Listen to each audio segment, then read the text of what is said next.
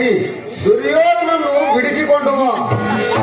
ಅಣ್ಣಯ್ಯ ಧರ್ಮಜ, ಆ ಕೆಟ್ಟ ಕೌರವನಿಗೆ ಬಂದ ಕಷ್ಟವನ್ನು ಪರಿಹರಿಸುವುದು ತರವಲ್ಲ. ಅದು ಯಾಕೆ ತರವಲ್ಲ ತಮ್ಮ? ಅದು ಯಾಕೆ ತರವಲ್ಲವಂದ್ರೆ ನಮ್ಮನ್ನ 12 ವರ್ಷ ಕಾಡಲ್ಲಿ ಪಾಲು ಮಾಡಿದ್ದಲ್ಲದೆ 1 ವರ್ಷ ಸೃಷ್ಟಿಯುವ ನಮ್ಮ ನಿಟ್ಟು ನೆರಳು ಕಾಳಬಾರದ ಹಾಗೆ ಕಟ್ಟು ಮಾಡಿಬಿಟ್ಟನಲ್ಲ.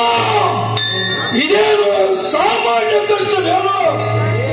ಏ ತಮ್ಮ, ಅವನನ್ನು ಹಿಡಿದುಕೊಂಡು ಹೋದರೆ ನಿನಗೆ ಸಂತೋಷವಾಗುವುದೇ? ಹೌದು ನೋಡು, ಪಟ್ಟದರಸನಿಗೆ ಭ್ರಷ್ಟತ್ವ ಬರುತ್ತದೆ.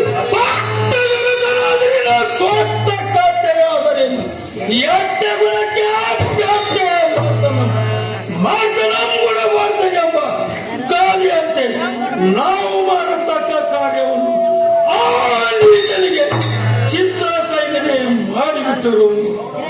ಇಂಥವರವನ ಉಪಕಾರ ಮಾಡಿದರೆ ಮೊಸಳೆಯಂತೆ ಉಪಕಾರಕ್ಕೆ ಅಪಕಾರ ಮಾಡುವನು. ಇಂಥ ಕೆಟ್ಟ ಕೃತ್ಯ ಮಾಡುವ ದುರಾತ್ಮನನ್ನು ನಾನು ಸರ್ವದಾ ಬಿಡಿಸಿಕೊಂಡು ಬರುವುದಿಲ್ಲ. ಒಂದು ವೇಳೆ ಅವನನ್ನು ಬಿಡಿಸಿದ್ದೇ ಹೋದರೆ ಹಾವಿಗೆ ಹಾವಿಯಲ್ಲಂತೆ ವ್ಯಕ್ತವಾಗುವುದು. ಕಾರಣ ಈ ಕಾರ್ಯಕ್ಕೆ ನನ್ನ ಮನಸ್ಸು ಸರ್ವತಾ ಒಪ್ಪದ ರೋಣಿಯ.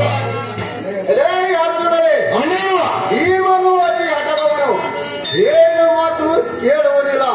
ನೀನು ಹೋಗಿ ಆ ಹಣ್ಣಿನ ಗಂಧರ್ವವನ್ನು ಜಯಿಸಿ ಕೌರವನನ್ನು ಬಿಡಿಸಿಕೊಂಡು ಬಾ. ಅದುವರೆಗೆ ನಾನು ಅನ್ನೋದಕವನ್ನು ತೆಗೆದುಕೊಳ್ಳುವುದಿಲ್ಲ.